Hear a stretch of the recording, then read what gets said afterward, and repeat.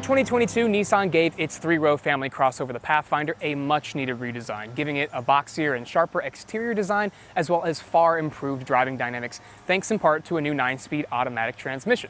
Now for 2023, they've brought the Rock Creek, back to the lineup. Yes, there was a Rock Creek of the previous generation, but it was more of an appearance package. This time around, however, it's its own trim level. It's going to slot in between SV and SL in the Pathfinder lineup, and it's going to have a bunch of off-road oriented upgrades that'll help put it head-to-head with the upcoming Kia Telluride X Pro, the Ford Explorer Timberline, and the Honda Pilot Trail Sport. Let's check out those upgrades and see how they transform the Pathfinder. The new Pathfinder already starts off with a very solid design, but this Rock Creek edition turns the sportiness and ruggedness up a couple of notches with a blacked out V-Motion grille, blacked out Nissan badges, LED headlights, incandescent turn signals, but LED fog lights down here, and a nice silver and black contrast plastic treatment going on in the bumper area. Let me know what you think about the design in the comments below. This is my favorite looking Pathfinder. The only downside is we have fake air vents here on the side. Just like the other Pathfinders, the Rock Creek is 197.7 inches long in overall length, putting it right in the middle of the pack for mid-size three-row crossovers. The difference is in height. We have 7.7 inches of ground clearance versus 7.1 in the standard car, and then with this scarlet ember and black two-tone paint combination, it looks even more rugged and boxy than the regular one. Then we've got this massive tubular roof rack up here. It can hold 220 pounds when moving, and then about 2 people or a tent worth when sitting still. And now it's raining. Should I keep going? No, why not? Around the side here we have 18-inch bead lock design alloy wheels. These aren't actual real bead locks, but they look the part. They're wrapped in these 265/60 Toyo Open Country all-terrain tires that should be perfect for taking the Pathfinder off the beaten path. Then there are a couple of instances of Rock Creek badging around the car, including over here on the door panels. We've got Rock Creek spelled out and a nice orange mountain range on the right. Not too much changes back here, but we do of course have Rock Creek badging right there, the full Pathfinder name spelled out in big bold letters, and then down below a tow hitch with a 7-pin wire harness connection for more serious trailers. Remember, the Pathfinder here can tow 6,000 pounds. When it comes to driver assistance features, the Rock Creek here comes standard with just about everything Nissan has to throw at it, including automatic high beams, rear cross traffic alert, blind spot monitors, a driver attention warning, that intelligent around view monitor for looking around the car when you're off-roading like we are today, as well as Nissan's Pro Pilot Assist, which is their adaptive cruise control with stop and go, as well as active lane centering. Under the hood, we have the same 3.5-liter V6 that is in the regular Pathfinder. However, only on Rock Creek, if you fill it with premium, you'll get a bump of 11 horsepower and 11 pound-feet of torque to 295 and 270 respectively. Rock Creeks only come with Nissan's intelligent 4x4 system, which is really just an all-wheel drive. It doesn't have a transfer case, and it uses a brake-based system to help distribute torque. We also don't have official fuel economy figures just yet for the Rock Creek, but I'll let you know how it did on my 40-mile test loop later in the drive portion. At 5'9", I find these seats to be extremely comfortable. I'm going to give them a 9 out of 10. At first, I kind of thought that the shoulder area of the seat back protruded into my back a little bit too much, but after a week of driving, I don't even notice it anymore. Of course, if you want to see what Alex feels like in these seats, go check out his review of the Pathfinder SL. But here in the Rock Creek, we have 10-way power adjustability, including 2-way lumbar support adjustment. But on the passenger side, it is 4-way only, manual adjustment, no lumbar support adjustment whatsoever. The back seat is a really nice place to be as well, I have to say. The only thing is these seat bottoms are a little bit flatter than what you get up front, and the cushions aren't as long. But you can still recline, and you can still slide the seat forward and backward to give the rear seat back there some more space, or give yourself some more space. There's enough foot room under the front seat that you can stretch out and make up for the lack of support right here. Otherwise, this is a really open and airy cabin. I wish we had the available panoramic moonroof. That is not an option at all on any Rock Creek version, but of course we do still have the removable center console. One thing I didn't mention earlier is we have rubber all-weather mats. So all around the car we have rubber mats that can be taken out and washed off very easily, and as you can see, it has just rained and my feet are very muddy, so that is perfect for the situation that I'm currently in. Then we have the one-touch third row access button right here, which pushes the seat forward. We have it on both sides, so if you want to get into third row without having to crawl through the passengers in the center, you can push that button and easily get back to the third row. So with the seat where it was before, I have no foot room left. It's actually pinching my feet down below. But of course, you can have the person slide forward a little bit, and I actually have plenty of headroom left, about 3 to 4 inches left above my head. And you can recline the seat if you want to lean back a little bit further. This is actually not the worst third row I've been in this segment. It's actually one of the better ones. You got 2 cup holders on either side, 2 air vents up above, but there are no charge ports back here, which I think is a little bit of a miss for Nissan because most of the competition has them back here. To get out of the third row, there's another easy button to push right here on the seat back that launches the seat forward for you.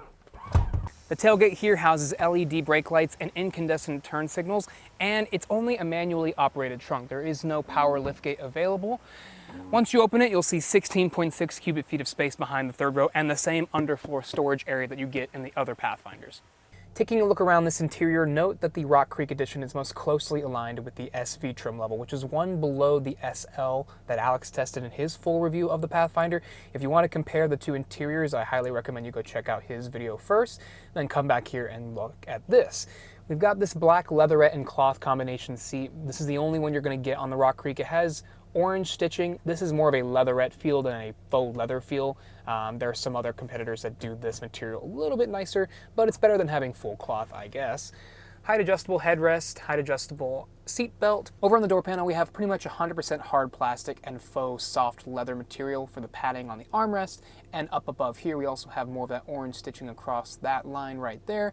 But as you can see, the door handle itself is black, and it is also just plastic. There is no cool metal feel to it. It is just pure hard plastic, which if you want to go for something a little bit fancier, you're going to have to bump up to a higher trim. Otherwise, that's what you're going to get here. Down below, more hard plastic for the window controls and the door handle right there. There is a unique X-crossed pattern in here in this section, but it is still plastic. Down below all that, we've got a large bottle holder right there and more space for other items, but it doesn't stretch all the way across to the end of the door line there. Moving over to the dashboard, we have more of that soft faux leather padding right here with the orange stitching across the middle, air vents over on the right, and then a slim storage tray right here, sort of how the Toyota Highlander does it. You can stash small items right there if you want, and then below that, a middle of the pack size for a glove box. Over on the dashboard, we have the same piano black plastic covering the dashboard here with all the controls. We have mostly hard buttons. Actually, pretty much everything is a hard button or a knob. This is the 8-inch touchscreen. There is no larger screen option on the Rock Creek, and it only has wired Android Auto or Apple CarPlay. Then we have a row of buttons here that control a couple of things like the auto brightness or the dark mode of the screen, which is cool. Your track forward and backward button right here, a direct access to the audio system, as well as your home button, phone button, and then this button is the intelligent around view monitor. Press the button once, you're going to get a view that has a 360-degree camera situation on the right and then a front-facing camera here on the left. Press it again and you're going to get a side view to your right of the car. Unfortunately, there is no left side camera view for some reason. It just sticks with the right. Push it one more time and you're going to get the full front view. This button over here does not do anything. So these are the three camera setups you're going to get. Press it one more time and you're back to the screen again. Down below is your control panel for the climate control. This is a 3-zone automatic climate control, which is really great. I like that they put rear controls on hard buttons right here. So for example, if I want to turn on and off the rear air conditioning system, that is just one simple press right there. But how do you control it? You can press this button right here, and that gives the front driver direct access to controlling what's going on in the back. That is usually somewhat buried in the menus of touchscreens in cars like this. I like that they put it right here front and center. And then if you have some screaming, annoying kids in the background that want to mess with the air conditioning too much, you can lock them out right there.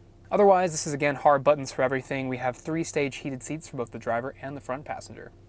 Below all that, there is a cubby that doesn't have a wireless charger, but we have a USB-C port and a USB-A port, and both of them will control Android Auto or Apple CarPlay, so you don't have to strictly use a USB-C port if you don't have one. They give you the option for both, which is really great.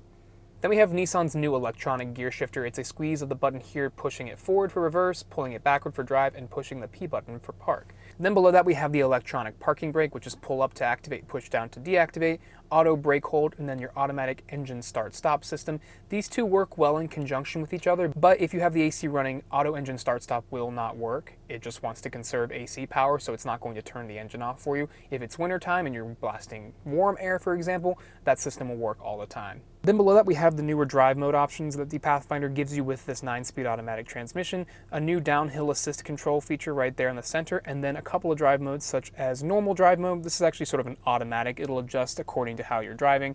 Eco, sport, towing, which is great if you're going to tow those 6,000-pound trailers.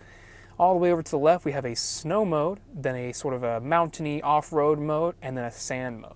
Then we have a slot here that perfectly fits the Nissan key fob, 2 large cup holders, and a storage area under this padded armrest with the Rock Creek branding that is decently sized and has a coin slot right here. It's rather deep, it's not super wide or super long, but it should be enough to hold a couple of water bottles upright. Just like the Pathfinder SL that Alex drove, this one has the very same steering wheel. It has the nice new Nissan design with the new Nissan logo in the center. I like the way this feels and looks. On the right, you have your controls for cruise control and the Pro Pilot Assist button right here.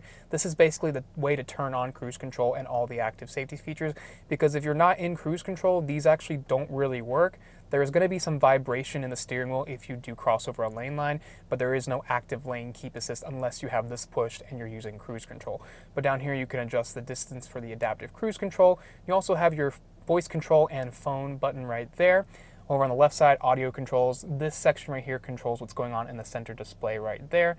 Track forward and backward, and then here is your source button.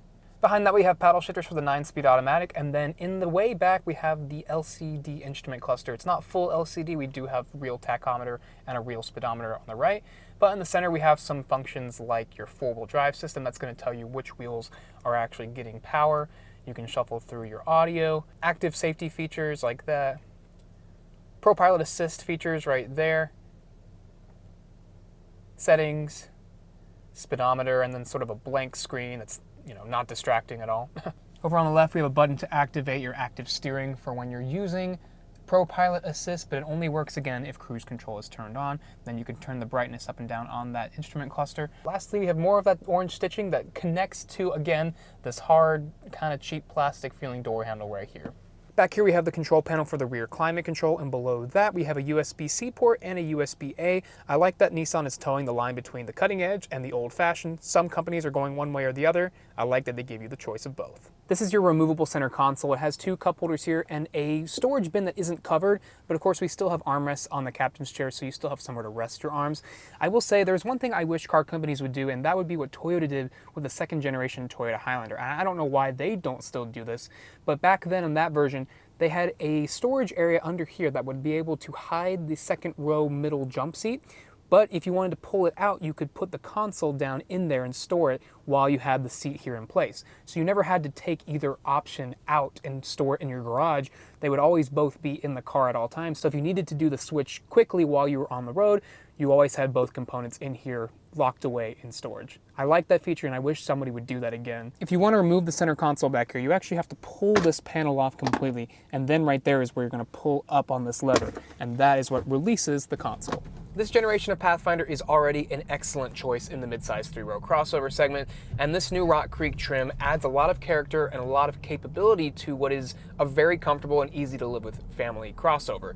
Now, there's one main element to the Rock Creek package that really makes a difference in how this handles on the pavement, and that is the tire choice and the wheel size. These big all-terrain Toyota tires on the 18-inch wheels change a lot of aspects of how this car rides and handles. I was able to manage 6.8 seconds for 0 to 60, and that's due to a couple of factors. One, we have a higher ride height, we've got the thicker tires, we've got that roof rack up top, and we've got the curb weight, which in this model is 4,605 pounds. Now that doesn't make this the heaviest Pathfinder. That would be a fully loaded Platinum trim with all-wheel drive, but this is only about 20 pounds lighter, and there's a lot less feature content on this version than there is on that Platinum trim. And of course, as you know, the 9-speed automatic that this generation was blessed with is still here, and it really pays dividends in getting you that peppier feel off the line. As Alex said in his review, which I recommend you go check out, this has a pretty low final drive ratio, so around town it can feel pretty perky when you push on the accelerator. It does take a little bit of time to get used to how you want to modulate the throttle. I think it's totally worth it, even considering the fuel economy hit you take versus the old CVT. The brakes here are really good in the Pathfinder. They are just as good in this one as they are in the regular model, and I got the same 114 feet of stopping distance from 60 miles per hour to 0. Of course, these are a little bit wider tires and they're not going to be as grippy, so in terms of handling, which I'll talk about in a moment, there is a little tiny bit of a difference, but the Pathfinder is already off to a good start. Now, if you were to take into consideration that this is 5/8 of an inch higher off the ground than the other models, you'd think maybe there would be more body lean in the corners, but really it's still quite well controlled. This is one of the more buttoned down 3-row crossovers in the segment, and is really much better than the old car, and the Rock Creek edition is really no different.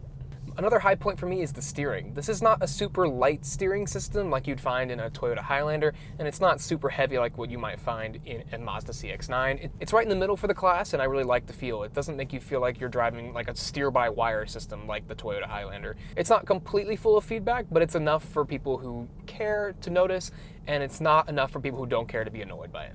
Now, cabin noise is somewhat of a different story. The other Pathfinder models are already on the louder side in this class, and that is due to the fact that they already have some of the widest tires you can get, and the fact that these tires are all-terrain, very thick, and even wider at 265 millimeters.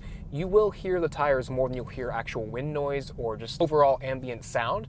And in that regard, this car feels more like a Ford Bronco, a Toyota 4Runner, or even a Wrangler with its less pronounced tires than something like a Jeep Grand Cherokee.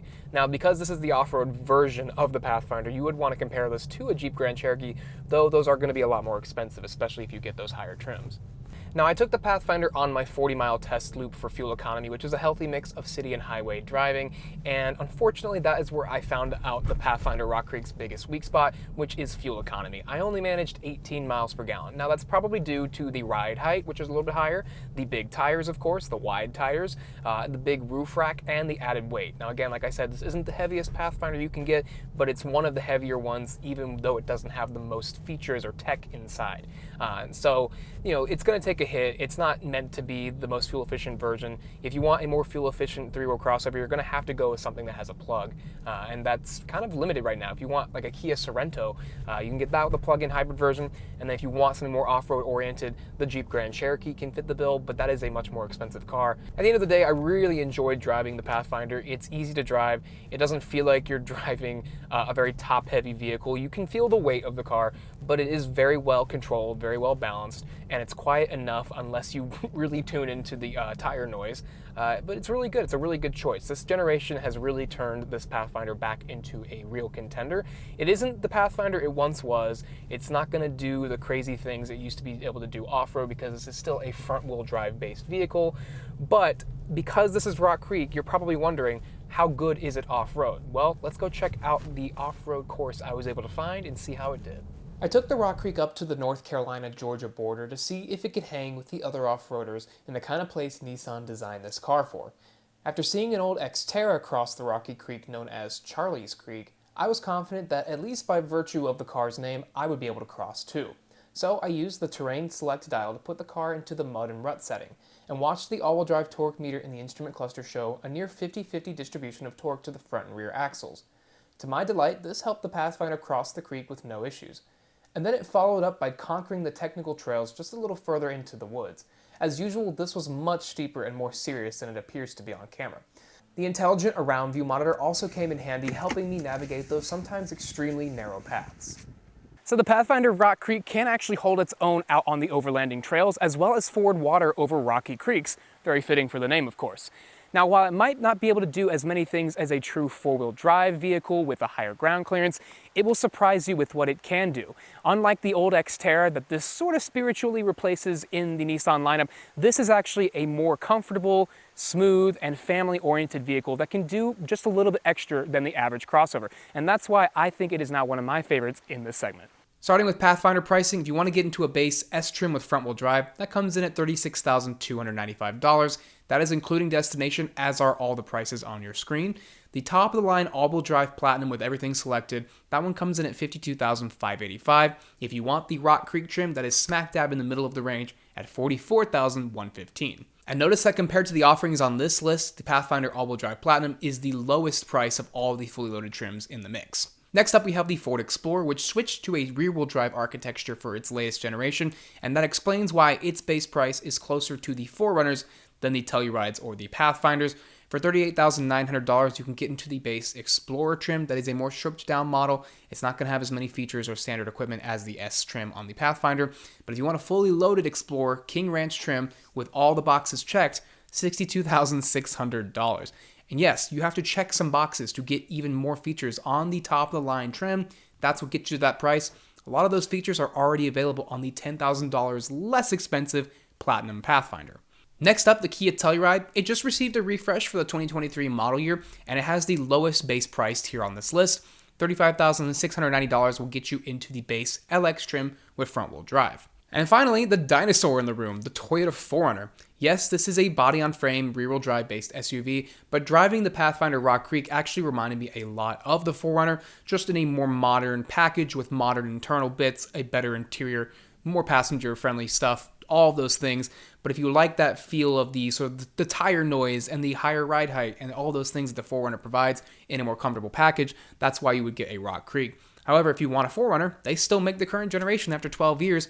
You can get into a base trim for $39,640, a fully loaded TRD Pro model, which is the off-road oriented, hardcore, go anywhere trim. That one comes in at $55,725. That is the top of the line trim. There are TRD off-road trims below that. Those are going to be less capable than the TRD Pro. The TRD Pro is definitely the most hardcore of this bunch. If that's what you're after, that is why you get a 4Runner in 2022. With that, let's synthesize my findings on the Pathfinder Rock Creek, shall we? Starting with that exterior design, I love the way it has that rugged go-anywhere persona and feel to it. A lot of people, I think, are going to gravitate towards that. And it also has some off-road chops to back those looks up. Some competitors can't say the same thing.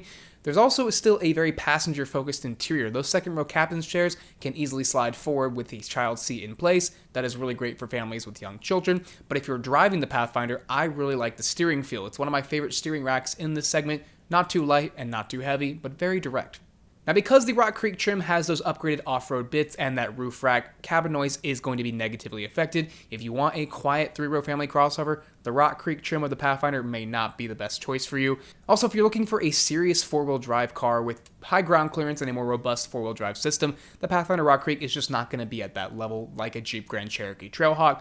Also, even though that new 9-speed automatic is a dream to drive compared to the old CVT, it is not going to be as efficient, so if you're focused on efficiency, the Rock Creek trim may not be the one you want to check out first. Finally, this is more of a nitpick or a personal preference, but there is no sunroof available on the Rock Creek trim of any size. Why can't we have rugged good looks and a view out the ceiling? I don't understand, but I wish they would add that in. Let me know what you guys think about all that in the comments section below. Do you like the new Pathfinder? And does the Rock Creek trim speak to you and your personal needs? Or do you think there's an off-road oriented 3-row family crossover out there that does it just a little bit better? I want to know what you think. Make sure to comment below, like the video if you like 3-row family crossovers that can go off-road just a little bit, and subscribe to the channel if you want more in-depth car reviews. Follow us on Facebook, Instagram, TikTok, and Twitter for all of our social activity, and then go to alexonautos.com for the written reviews, and follow us on EV Buyer's Guide, as well as the Auto Buyer's Guide podcast channel right here on YouTube. Thanks again so much, and we'll see you next time.